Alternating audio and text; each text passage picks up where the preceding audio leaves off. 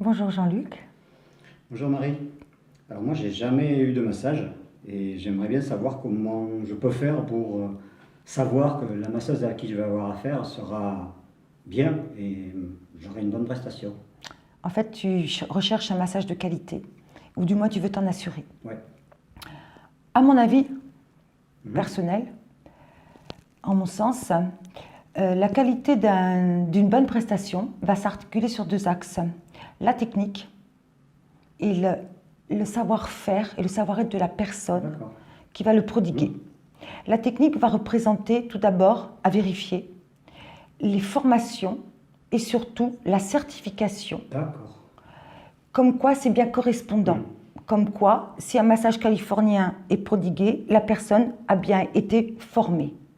Ok. Deuxièmement, l'idéal serait quand même de poser la question, ou du moins de vérifier, que l'école est quand même une école réglementée et certifiée.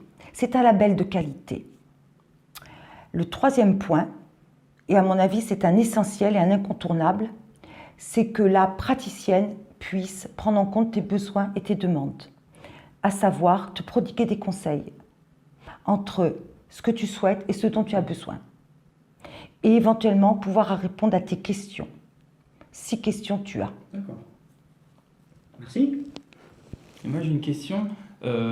Pourquoi il faut s'assurer que le diplôme d'une personne ou l'organisme qui le délivre soit important? On peut retrouver tout et n'importe quoi. Pourquoi il faut que ce soit quelque chose de certifié?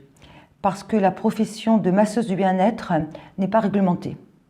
L'idéal est quand même de vérifier, même si en amont, la praticienne a déjà une formation de base, éventuellement certifiée comme un CAP. On peut trouver des infirmières, on peut trouver des esthéticiennes, où là déjà il y a une formation qui est bien positionnée sur le corps humain et sur la peau, et qui va jouer notamment au niveau des conseils qui pourraient être donnés par rapport à la qualité de peau, par rapport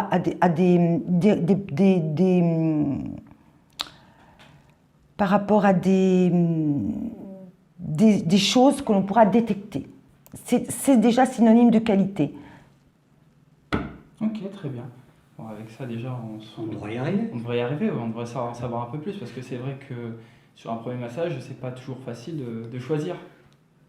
C'est très difficile, surtout que quand il s'agit d'un baptême, je suis toujours très vigilante parce qu'on n'a jamais eu l'occasion de faire une deuxième fois bonne impression et que la personne va garder en mémoire ce qu'elle a reçu, comment elle l'a reçu, si elle a été satisfaite ou pas.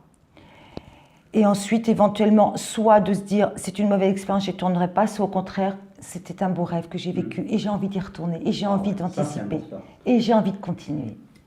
Puis mine de rien, il y a quand même une relation qui doit s'instaurer entre la masseuse et le client. Moi, j'ai pour habitude de dire aux gens que je connais, surtout les premiers, je leur dis voilà, autorisez-moi, autorisez-moi. Si vous ne m'autorisez pas, je ne pourrai pas vous donner. On ne pourra pas fusionner. D'accord. Et le ressenti ne sera pas le même. C'est évident. Entre masser un corps et en même temps un esprit, c'est-à-dire fusionner et qu'il y ait une connexion qui se fasse. Et ça, à mon avis, c'est la qualité d'un excellent massage. Ok. Quelque chose se crée, une connexion, un lien. Bon, très bien. Super. Merci beaucoup C'est Marie. pour ces informations. On essaiera de faire bon usage. À bientôt.